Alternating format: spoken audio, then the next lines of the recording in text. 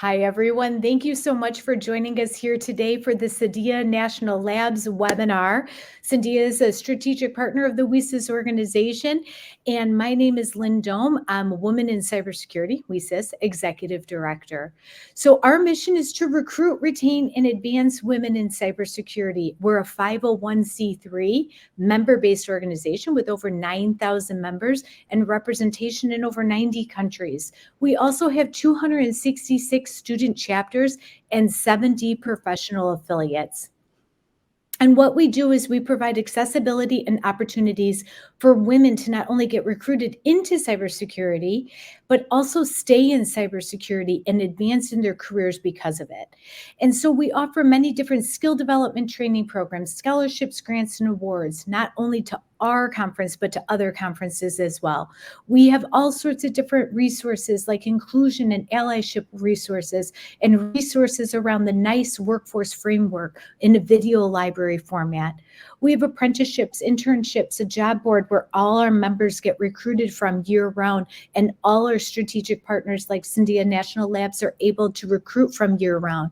And of course, media and speaking opportunities, because we know it's hard to be what you cannot see. So it's really important for our members to be front and center and be able to have those cybersecurity conversations. Our mentor-mentee program, we have equity advocacy committee, and so many other offerings as well.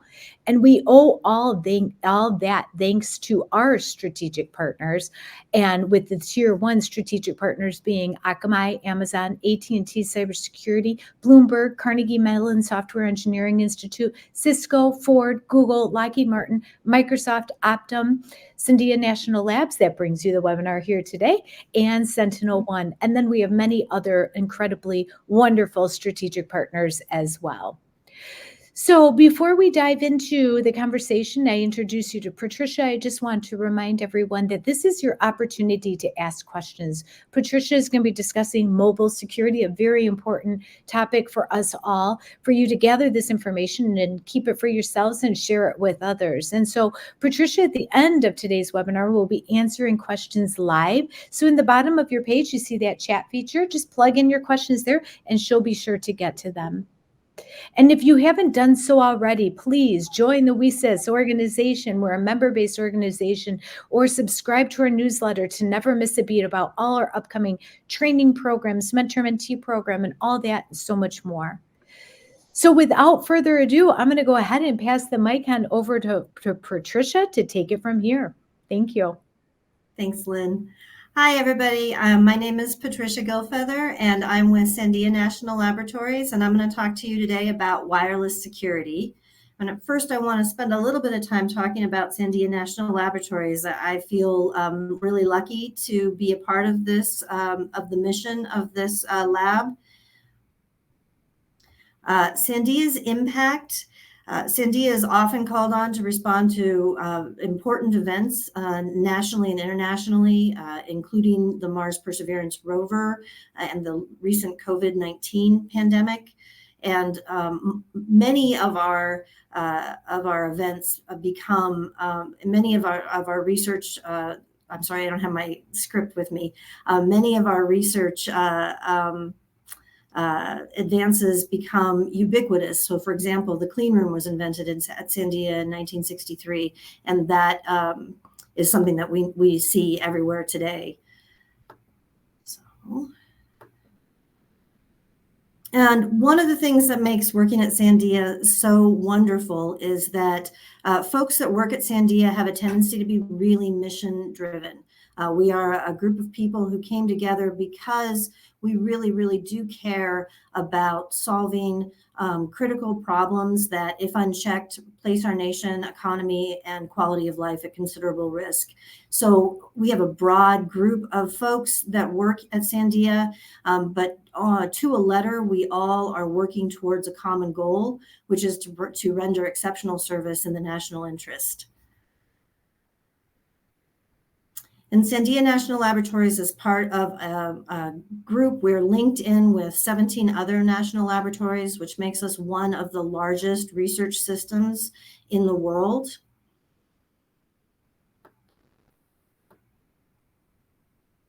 The national labs are valued for providing high risk and highly innovative basic science that help to ensure national security and drive U.S. competitiveness in science and technology areas.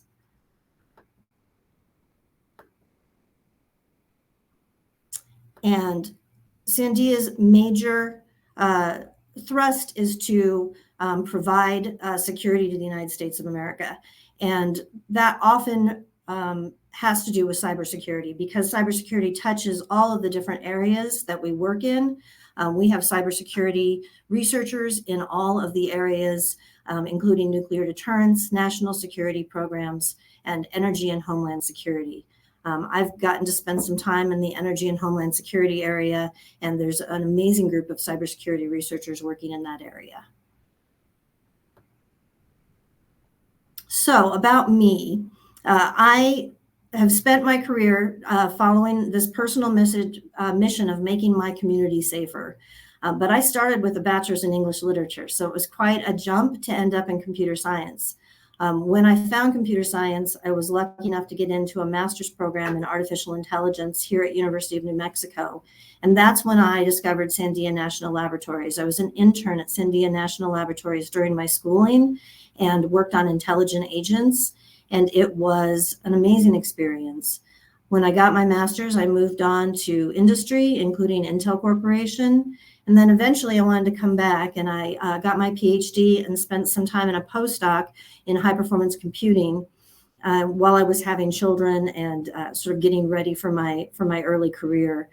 I spent time at Gonzaga University as a professor, which was a great experience. And one of the things that made that experience so great was that while I was working in wireless sensors and wireless sensor networks, I met a group of power system engineers who really took me under their wing and taught me a lot about the electric grid in the United States and about power system analysis.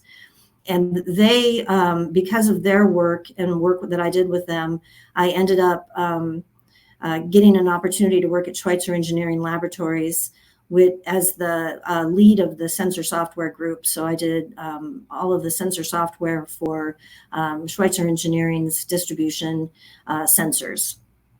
And that was great. And I learned a lot from the power industry. And one of the things I learned while I was working and meeting all of the folks in the power industry was that I would likely have the most effect on the policies and security stance of the United States if I was working at a national lab. And so that brought me back full circle here to Sandia National Laboratories, where I could really, really focus on the mission of securing U.S. critical infrastructure. And my power system industry work has been really crucial to the work that I've been doing here at Sandia, but so has the work that I did on sensor networks. And so I spend quite a bit of time in the mobile space or the wireless space, spending time in wireless security. And that's what I'm going to talk about today. So this is an example of some of the wireless protocols. And we've probably all interacted with these in our lives. There's the LAN, local area networks like Wi-Fi, which we all use pretty regularly. There's wide area networks, which are cellular networks, and I'll come and talk about them again. The personal area networks, Bluetooth is pretty ubiquitous. There's actually we'll be seeing more and more of these proximity-based wireless networks in the future. So there should be a significant number of wireless protocols in that personal area network kind of space. And then where I spent a good portion of my career was in this low power wide area network. Low power wide area network are the small devices. If you hear things like Internet of Things or industrial Internet of Things, these are battery powered devices that are usually small and fairly reduced capability.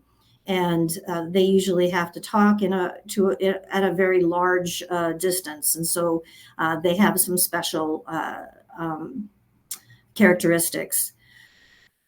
Finally, satellite. I think everybody knows that satellite communications is becoming more and more important. And there was a cyber attack in the UK recently that grounded a bunch of planes. That was a cyber attack on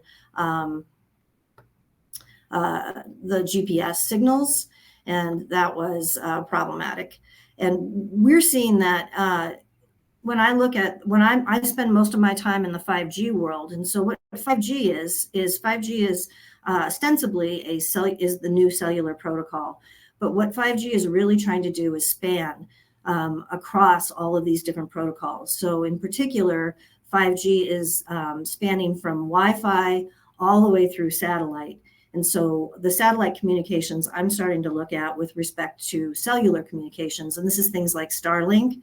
You'll see a lot more of that in the future as we move to a more linked, combined kind of wireless environment.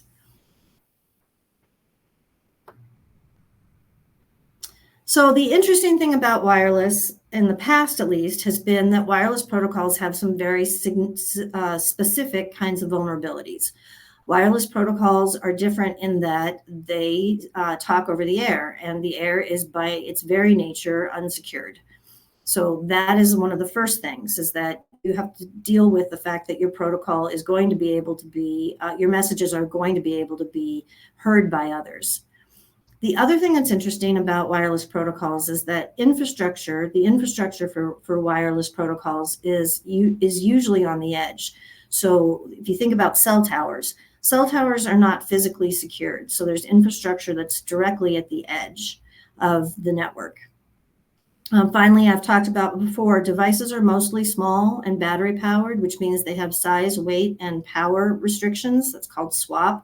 So SWaP constraints are real in the wireless area. And finally, devices are mobile. And now with satellites, infrastructure, and there's other things besides satellites, there's things called base stations on trucks. So there's a lot of different ways in which the infrastructure itself is mobile. So you have devices mobile, infrastructure mobile, and so keeping connections secure and handing off connections so that you have a continuous connection is a pretty challenging security issue. This leads to a lot of different kinds of attacks, and I'm not going to talk about each of these kinds of attacks, but we'll be touching on these as we go. And in fact, in the slides, there's going to be lots of information in the slides that I'm not going to talk to. So if you have a question about any of them, please add them into the chat, and I can address them at the end of the talk. So if we think about 5G is a great case study for looking at how researchers, when they're developing a wireless protocol, may work to mitigate some of these wireless vulnerabilities with various levels of success, for one. And second of all, because there are other motivators for a wireless protocol, even though you might be working very hard to design security into your protocol, other decisions may actually open you up to new vulnerabilities. And so that's what I'm going to spend most of this talk talking about. And the example here on your left is a nice example. So this is a new kind of antenna that's used in 5G. And if you think about LTE, so LTE is a 4G, our old cellular protocol.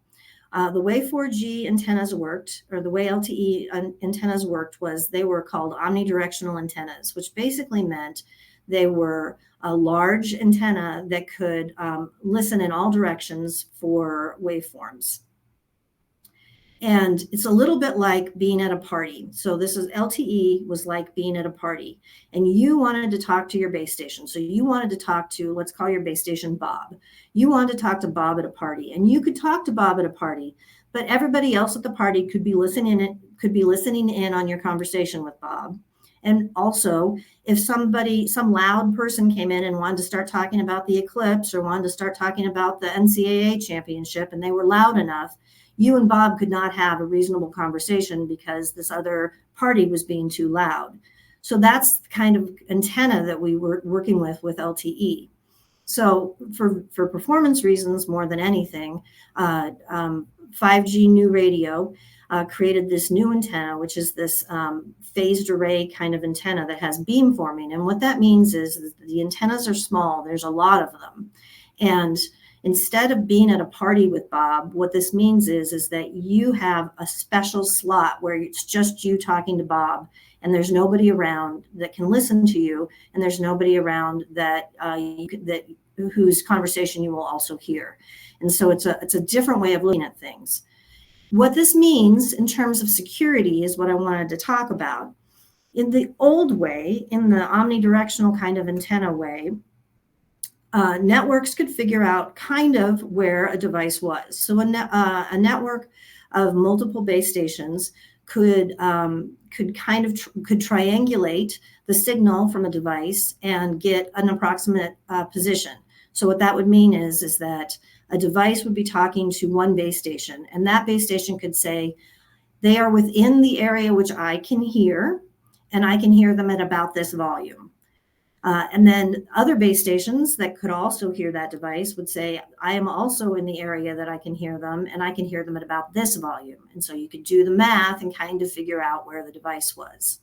With the new beamforming and the beamforming antennas, they have the measurement that's used to determine the connection now allows the network with the single base station to be able to say, I know exactly where that device is. With the single base station, I know exactly where that device is.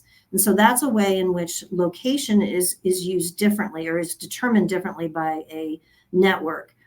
And we'll talk a little bit more about that later in the talk about how that affects security.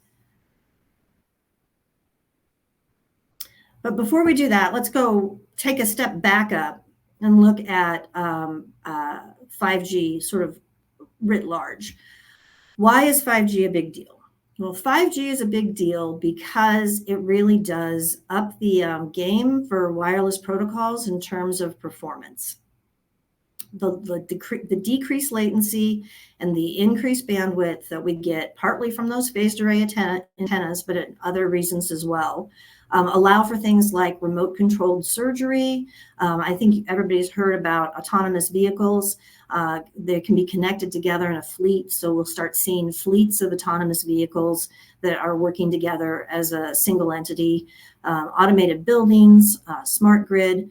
One of the big ones that I think is really interesting is industrial IoT. So industrial IoT is an automated factory where all of the parts of that factory are synchronized using 5G and tracked using 5G. So that's going to be a really interesting application of 5G. The other reason that 5G is a big deal is because it's actually being adopted. There was a while there where it felt a little bit like it was going to be vaporware, but it's being adopted globally on a large scale and by the United States government. And so it's becoming the most common wireless protocol for cellular communications. And it's been a pretty fast and meteoric rise for 5G. 2018 was the first 5G phone. And 2019 was the first standalone network that we know of. And now in 2024, we're seeing private 5G networks that are being used in automated factories. So that's actually now becoming a reality. So it's been a pretty quick turnaround in terms of protocol. So the important thing to remember about 5G and the point of this talk is that 5G was really rebuilt. It is not just LTE plus another G. It is a brand new protocol. It was really rebuilt from the ground up. And despite the fact that they worked very hard to include changes to security to make it a more secure protocol, they also added features that have made it less secure in some ways, or certainly there are other vulnerabilities that need to be addressed in 5G than in LTE. The main differences, besides the changes to security, are the change to a service-based architecture. And this was made completely for business decisions. Businesses telecoms and businesses wanted to be able to focus on both on the cloud and access to data. There's a couple reasons. One is the data is really the driver of the economics of telecoms. And the other is that telecoms have to reduce costs as much as they can. And if they are using cloud computing rather than data centers full of blade servers, they don't have to keep as much infrastructure around for peak events. They can lease infrastructure from other data centers like Amazon data centers, and they don't have to have their own full set of infrastructure just for peak demand times. So that is a big piece of the changes to 5G, and that does introduce a large attack surface that we'll talk about in a little bit. 5G is comprised of 4 primary services. We've talked a little bit about the radio access network. That's the antennas. That's the device talking to the antennas. They're called base stations, but it's the device talking to the base station. That's one part of 5G. The core network, which is the service-based architecture part, that's another part of 5G, and we'll talk more about that. There's orchestration services and virtualization layer, and this is pretty common on cloud services. This is sort of the layer that does the work of moving computation around to decrease costs and increase performance. And then finally, because we're in a cloud atmosphere, there's this additional value add application, which is multi-access edge computing. Multi-access edge computing is the ability to move these little bits of the core closer to the edge for maybe performance reasons, but also that means that you can, third parties that have nothing to do with the core can also work with your telecoms to get value add services closer to you near the base stations so that they have higher performance. So this is going to be things like if you've heard about augmented reality, or this is a lot of the gaming companies are starting to look at how they can do value add multi-edge computing kind of stuff so that they have higher performance for particular games. The final thing is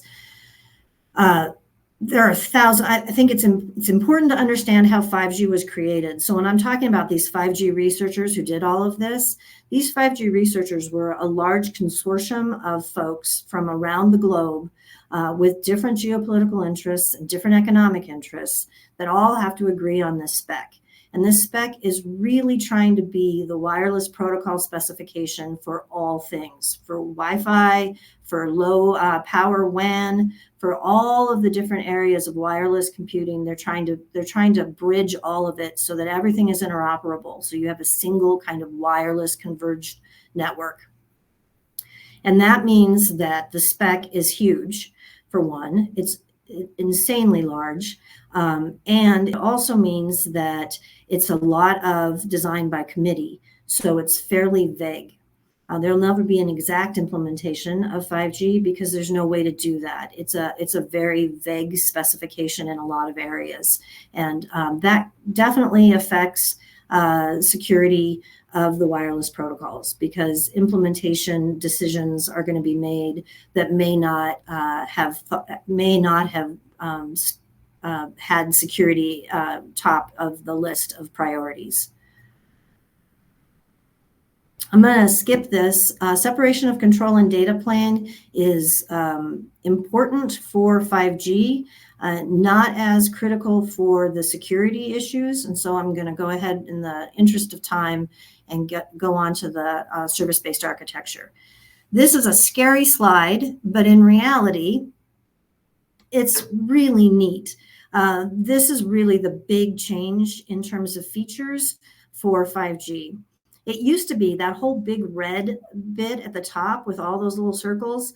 That used to be a single block of computation. It was a server. It would live in a telecom data center, and it did all of the work of moving data and moving control of connections.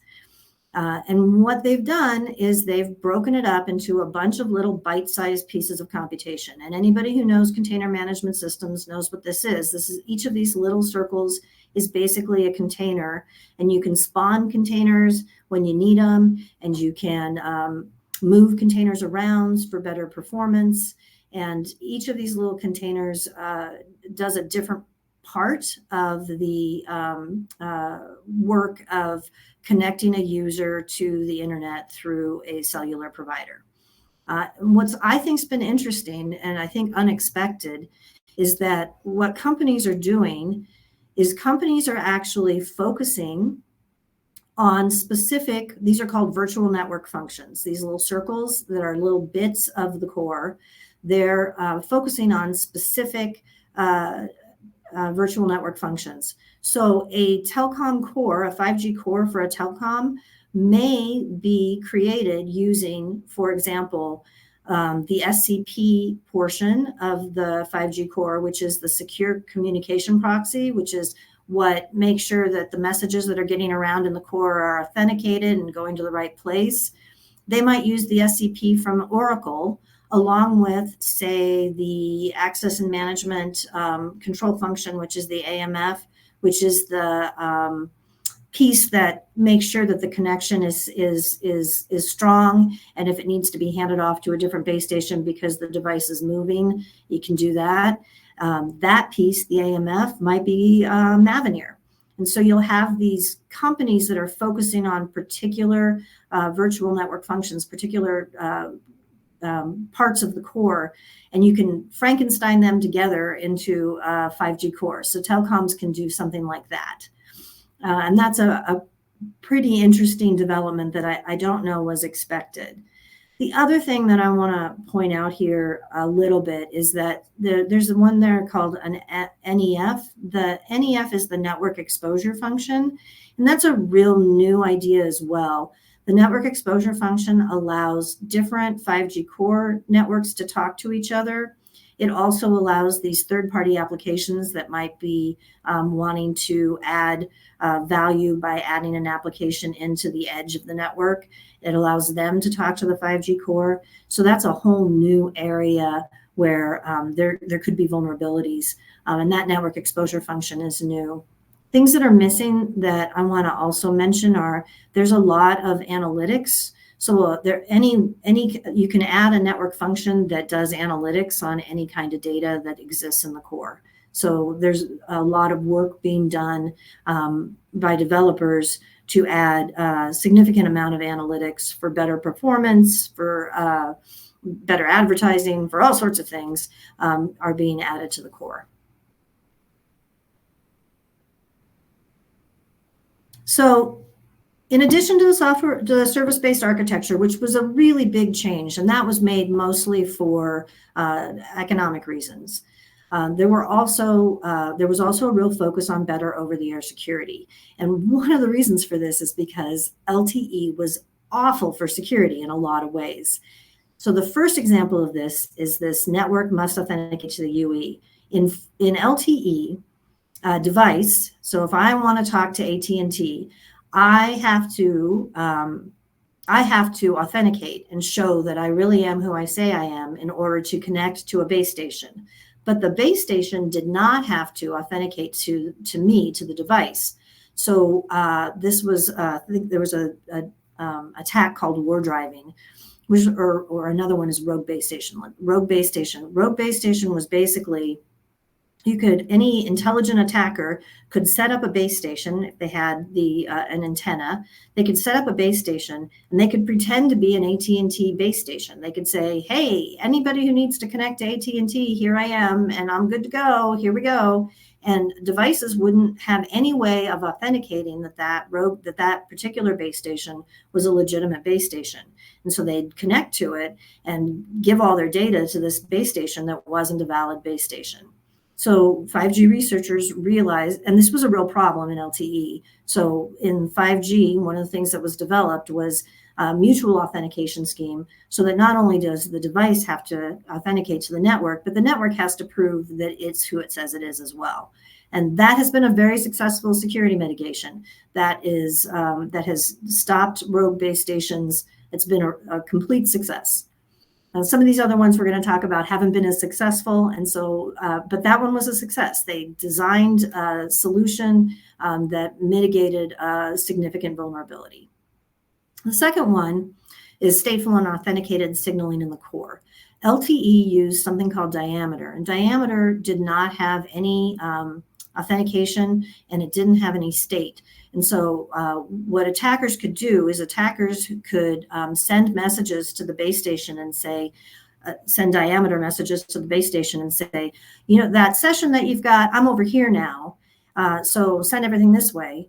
And there was no way to authenticate that message was legitimate. And so a session would just be hijacked. So my session with AT&T would just be hijacked by Alice, and Alice would be charging my AT&T phone for a conversation. So that was another one that needed to be fixed. And that one has also been fairly successful. Because there's state, the authentication hasn't been as successful. The stateliness of those communications has been successful. The authentication has been less successful. And the reason is because telecoms cannot afford to take the time to authenticate all messages that are coming into the core. And so there's a little bit of concern about some of the implementations of 5G not doing authenticated signaling. So we'll see how that goes. There's a real push to make sure that is added to all implementations. Next one was better authentication methods. And these first three are pretty successful. Better authentication methods are making sure that we're starting to think about quantum secure authentication and encryption. LTE still allowed some pretty old school authentication, and that needed to be updated. Okay, this one was a huge one. This no subscriber ID sent over the air. And I love this one because it's one of those case studies where they were like, we fixed this, we really fixed this, but they didn't fix it quite right. And it's the same problem now. It just looks a little different. So the idea in LTE was, when I want to connect to AT&T, I say, I'm Patricia Gilfeather, and I have an account with AT&T. Can I please make a connection? And that went over the air, unencrypted. So there was a little blob that had all my information in it that got sent over the air. And the way that this was used by attackers was something called an IMSI catcher. So what a bad guy could do is they could get off the dark web a little machine that would listen for these particular kinds of blobs, and they would go somewhere like a mall or a protest or wherever they wanted to find out who was there, and they'd listen for these blobs of information, and they'd get these blobs of information, and they'd be able to trace who they were associated with. So that was really problematic, and they wanted to fix that. So what they did is they said, okay, we're not going to ever send that blob over the air again. That blob is not going over the air. Instead, that blob, and this is the picture, that blob, which is called an IMSI, is going to go through this little bit of work, and it's going to be encrypted with a key that only the device and the subscriber, AT&T, know. So I'm going to encrypt all my information. I'm going to encrypt my blob that says who I am. And then when I make a connection, I'm going to send this encrypted blob, which doesn't have any information that can be seen, through the network. And the network isn't going to look at it. The network is going to send it all the way to AT&T, and AT&T is going to look at it and say, they're going to deconceal it, it's called. And they're going to say, yes, this is Patricia Gilfeather, and she's a valid user. And here's a temporary identifier just so that you can tell her apart from everybody else. And so that it's easier the next time she connects, we'll go ahead and give her that temporary identifier, and she can use that temporary identifier the next time she connects, and it's not the blob. But what the protocol didn't do was ever say that temporary identifier needed to change. So what most companies have done is they've just kept, once there's a temporary identifier, they just keep using that temporary identifier for a user. So now there's a blob that is exactly, that is unique to me, that I will use every time I connect, that while it's not the IMSI, is still completely and utterly identifiable as me. So if they never changed they never added the requirement that this temporary identifier ever had to change. So this is the one piece of practical advice that I'm going to give everybody. In 5G networks, the only way that you can guarantee that value, that temporary ID value, gets changed is if you restart your device. So if you restart your phone will have to generate a new, it's called a GUID, but it's this little temporary ID. So the practical piece of advice I give is, if you don't want somebody tracking you, you should restart your phone occasionally. So that's an example of something that was designed but wasn't designed quite properly and failed to do what it needed to do. So the same problems that we've always had with tracking of devices still exist because these temporary identifiers are not being updated. The final one that I want to mention is no downgrade allowed. So no downgrade allowed, the idea is that all these problems with LTE are so tremendous that devices should not be allowed to ever downgrade to LTE, because that's an easy attack. An easy attack is for somebody to get a hold of some kind of base station. They don't have to be an authenticated base station. They just say, hey, look, I can talk LTE, and if you want to talk to me, you need to talk LTE. And then they can do all of these attacks that they're already known.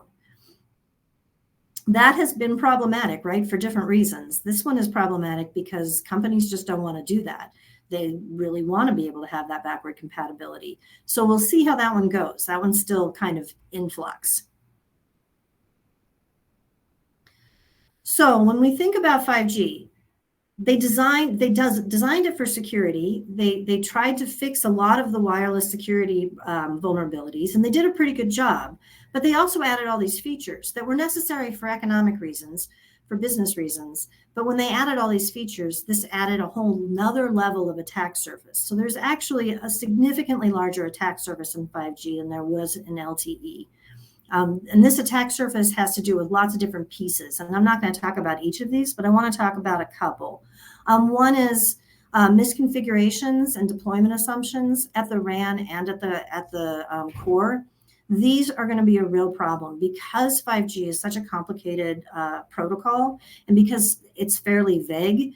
There's going to be a lot of easy ways for misconfigurations to happen.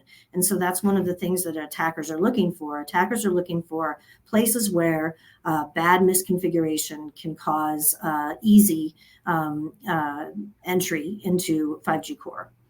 Another one is physical security of the infrastructure, which has always been problematic, but physical security of the infrastructure is now significantly more risky. And it's because we're moving all of this value add data and personal data into the edge of the network. And so now the physical security of the edge of the network it's still problematic, and there's more to lose if any of those are captured and can be used by attackers. In terms of the infrastructure, the core infrastructure, the key takeaway is that 5G is a cloud application. 5G is a container application. That's all 5G is. 5G is now, it's not a different kind of thing than anything else that lives on the cloud. It is a cloud application. And that brings all of the vulnerabilities of the cloud into the telco space. There are also legal issues, and we'll talk a little bit more about legal issues in a minute. But one of the things about legal issues is there's all this data now, and there's a lot of data about, like, for example, your exact location at all times is known by the core network. And we don't necessarily know where that information is going. So there's a lot of work that needs to be done on the policy side to make sure that we understand what the legal infrastructure is to safeguard that data.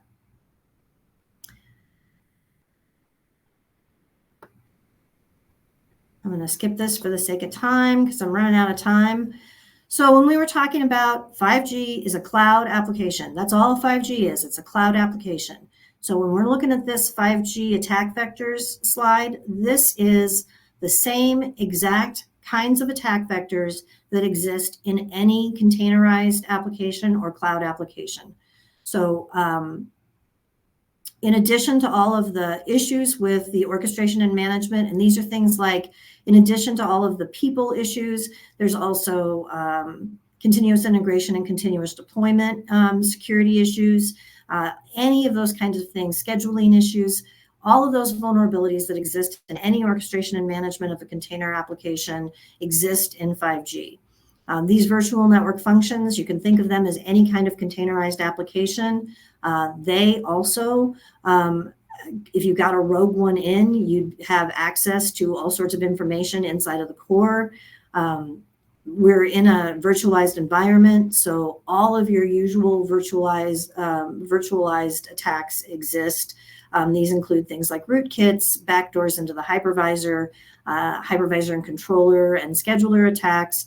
These are all the kinds of things that Sandia, for example, Sandia National Laboratories, I started out thinking about it in terms of the over-the-air side. I spend most of my days now looking at container management systems because that's really where the 5G vulnerabilities lie.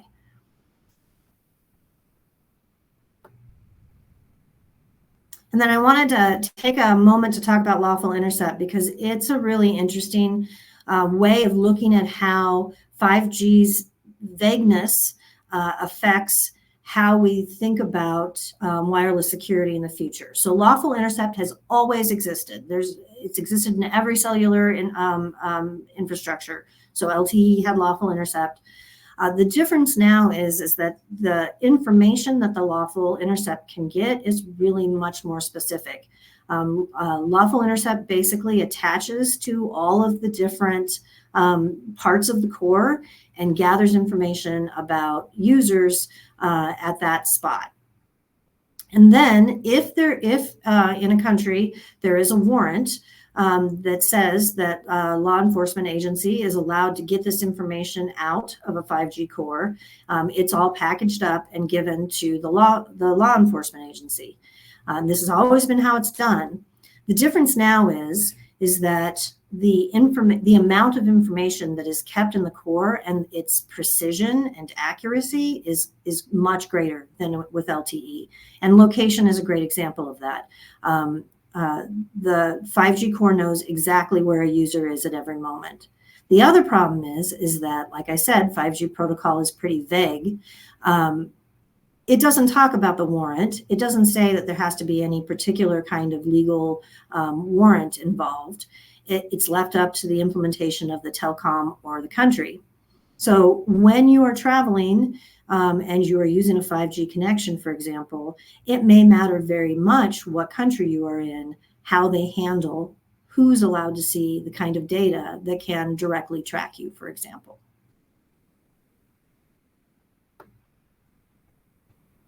So, like I said, we're here in the 2020 range, where we're really looking as security researchers when we think about 5G and next generation wireless.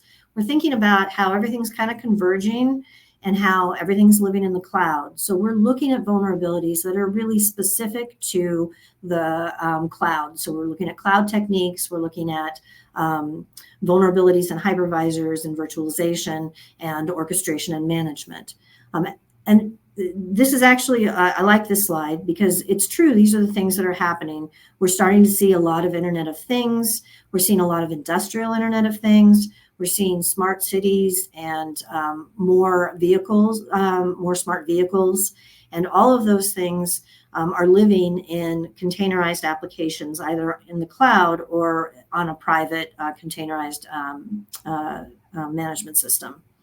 As we move forward to 6G, what we're seeing that all of this orchestration and management, all this moving of resources, all of this data really requires AI and ML. And so as we're security researchers looking into the future, we're really starting to think about how attackers are going to be able to attack that AI and that ML in order to affect models that exist in the infrastructure and in terms of individual data and individual users. So my final thoughts are, wireless communications are converging with wired communications. So I haven't really emphasized that in this talk, but it's pretty critical to understand that that 5G was really built to be the thing that takes over everything. And it's likely to happen because wireless is faster, it's handling more data, it's also much cheaper to deploy and maintain. And with satellites also speaking the same wireless protocol languages, we're beginning to see this more global coverage using 5G or using next generation wireless. Wireless communications have always had some unique vulnerabilities. So over-the-air communication always have to be privacy and integrity protected, and distributed hardware, especially at the edge of the network, has to be tamper-proof. What this convergence of all of the different wireless protocols and the wired protocols together means that some of these unique vulnerabilities are being mitigated more, but that the common vulnerabilities associated with cloud and containerized applications are becoming much more significant, and that's really where we need to spend our time. And then I think it's always important as a security researcher to remember that vulnerabilities often live at the seams of things. And so where these protocols are connected together, where these different 5G cores are connected together, those APIs and the seams where maybe there are some assumptions being made, that's a good place to make sure that you're securing, because that's where attackers are going to look for vulnerabilities. All right. So that is my talk, and I really appreciate it. And I do want to say that if you have a question about, especially 5G, because that's really what I've been focused on here. If you have a question about 5G, like what the heck is this? What's an MVNO? I don't even know what an MVNO is. Anything that is not in this talk that you just want to ask a question about with respect to 5G, feel free to just throw it out, and I'd be happy to answer any of those kind of questions as well. And I've got some questions. So the first is, can you elaborate more on the vulnerabilities with the containers and how and what are some of the mitigations which would be appropriate? Thanks for the question. There are the vulnerabilities with containers. Okay, that's a whole nother talk. In some ways, that's a whole nother talk. The vulnerabilities with containers and container management systems, there are, let me do a couple. One is rogue application. So in terms of 5G, these are called virtual network functions. In terms of container management systems, they're called pods or containers. Anyway, it's just a little function that lives on its own, that talks to other little functions, little containers that are also in this system. And if you can get a container in that is a rogue container into a container management system, you can start messing with other containers, right? You can start listening to see what they're doing and gather information from them. You can bombard them with unwanted traffic so that they go down. You can listen, you can actively attack, you can do different things like that. One of the ways, for example, that a rogue container could get into a container management system is through the continuous integration and continuous development process.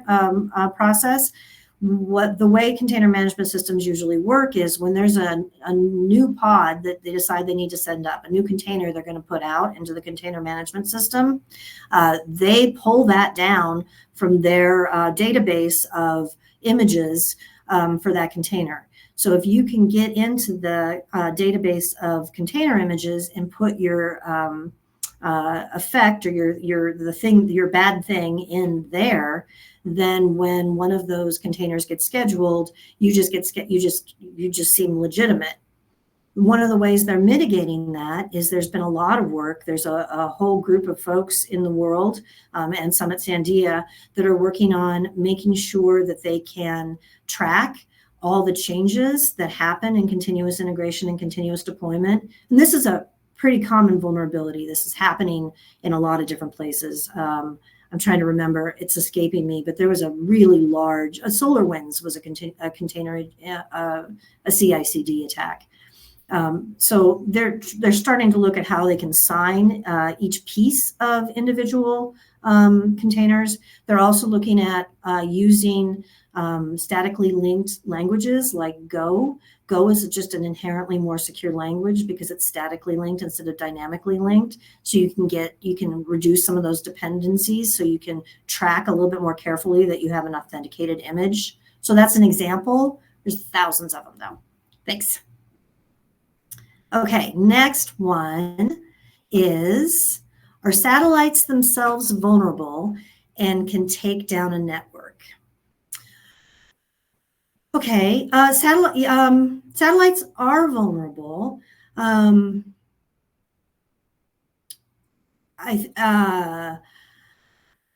Satellites are vulnerable. They can't take down a network yet. There's no satellites are being used now. So I think the example of Starlink is the best. Starlink can move satellites to different areas to help transmit data from base stations out to other parts of a network. But currently they're not fully integrated. The way that attackers used satellite vulnerabilities recently was in GPS. They took down some GPS satellites. So that really highlighted, and it was in the UK. I think it downed flights for a few weeks or for a day. It really emphasized our dependence on GPS being available. So a lot of them are availability attacks right now, and they're not so integrated yet that they could take down a network. I think what you'll see is as Starlink, for example, or any of the low Earth orbit networks become more integrated into the global wireless infrastructure, you'll start seeing that the security will need to be in place before that's trusted. Next question is 5G used in PAN, LAN, WAN, and LPAN? 5G is trying to take over the world, is my answer to that. So 5G isn't used in LPAN and PAN and WAN. 5G has subsumed the wireless protocols that are used there. So, for example, the latest release of 5G, which was release 18, which was released in December, it included reduced capability device protocol, which was very, very similar to narrowband IoT, which is a low power WAN. I think the one place, and in fact, no, I was going to say the one place they're not seeming to want to take over is the PAN space, the personal area network space, which is the things like Zigbee and Bluetooth. But actually, release 17 had ProSe, which is proximity secure something. I don't remember what the E stands for, but it's a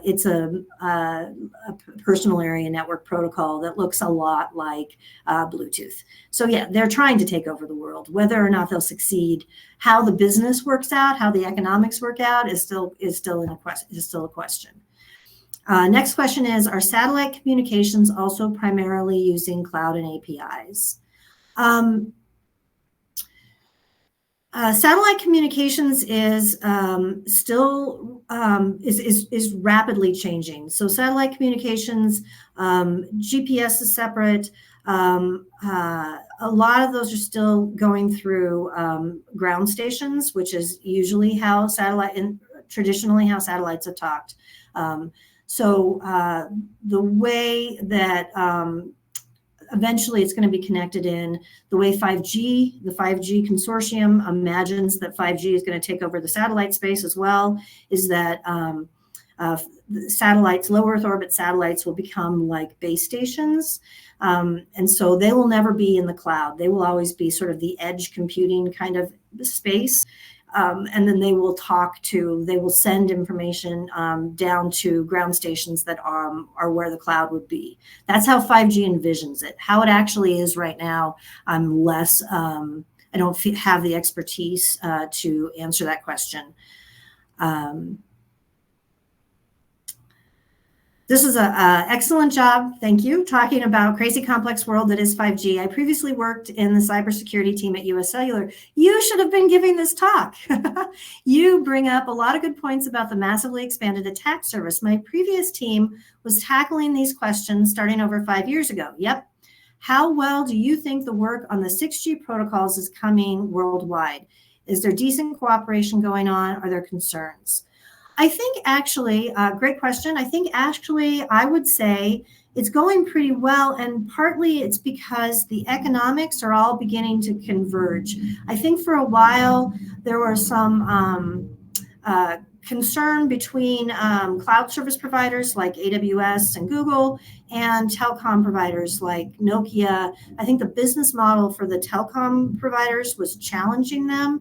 And so 5G there was a little bit of a struggle to understand how these telecom providers were going to be making money. I think that's getting better, and they're beginning to understand how 6G is going to help them. And one of the things 6G is going to do is help them. What they're realizing is their best move is to sell data and to decrease costs.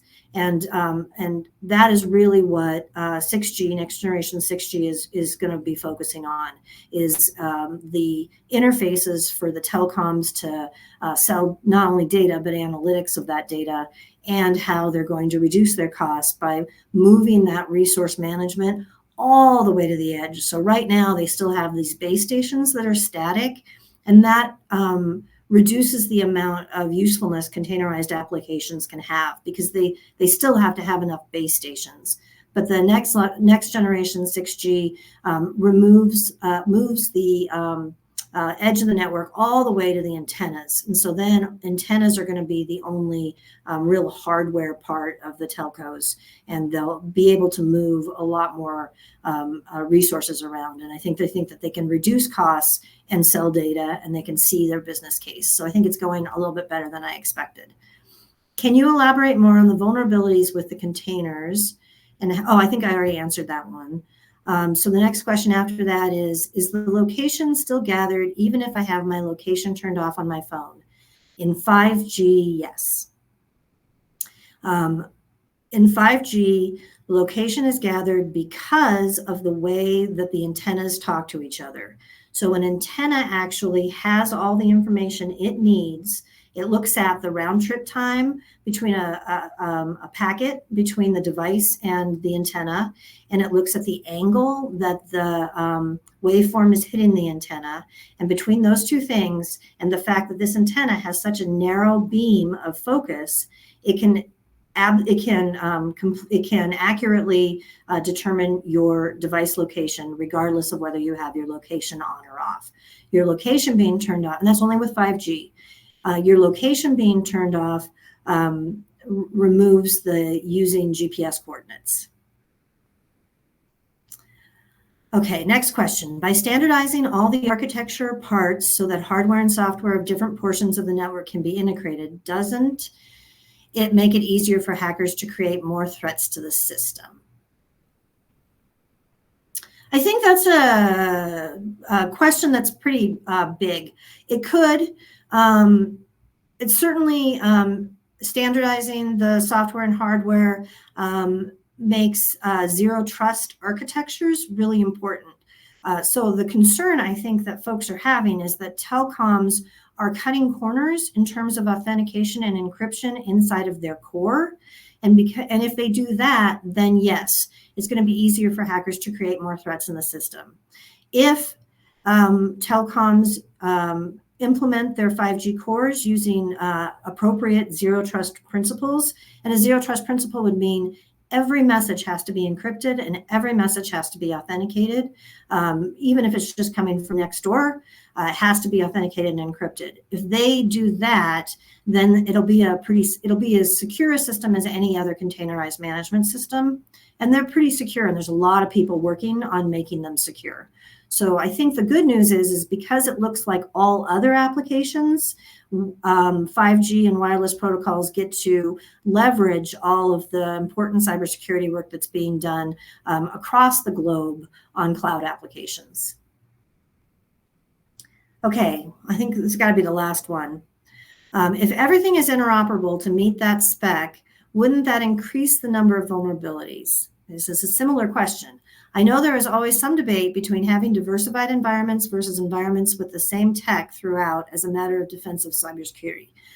All right, I'm going to speak as somebody, this is my opinion and my opinion only. I don't ever like to see security by obfuscation. I think security by obfuscation is dangerous. I think that if you tell everybody exactly what you're doing and you can prove that it's secure, that's going to be your most secure way of doing things. And so having a standard, having a standard that's actually really, really specific and having it designed to handle the security and vulnerability issues is your best bet. That does not happen in the real world for various reasons. But I think it's more important to be transparent and secure. And that's why I like Zero Trust. I think Zero Trust is a reasonable way of handling that. What I will say is interoperability is different than everybody having the same thing. So everybody's going to be interoperable, which means there's going to have these standard APIs so everybody can talk on these APIs. And that's where the Zero Trust should live. But corners can be cut inside. So the concern I have about those APIs is that you have to look at the assumptions that folks are making on either side of that API, and you have to specify that they are Zero Trust APIs, and that's the only way that you can really secure them. Okay, I think that's going to be it. I appreciate everybody so much. Thank you all so much for listening, and I hope you all have a fabulous day. Thanks. Bye.